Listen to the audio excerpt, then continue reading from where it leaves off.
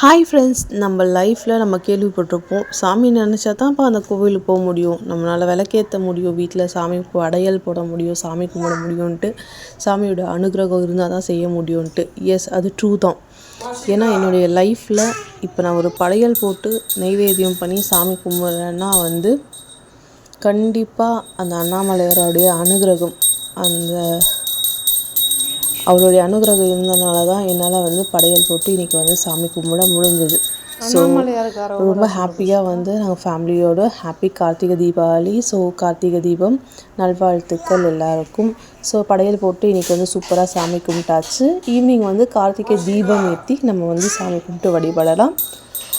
So உங்கள் வீட்டில் எப்படி கும்பிட்டீங்க, இன்றைக்கி எப்படியெல்லாம் டே போச்சு அப்படின்னு சொல்லுங்கள். இங்கே மழை விட்டு விட்டு வந்துட்டு தான் இருக்குது. ஸோ அதிலே சூப்பராக சாமி கும்பிட்டாச்சு. ஈவினிங் விளக்கேற்றும் போது சிச்சுவேஷன் எப்படி இருக்கும்னு தெரியாது. வேறு ஒரு வீடியோவில் பார்க்கலாம். Bye friends.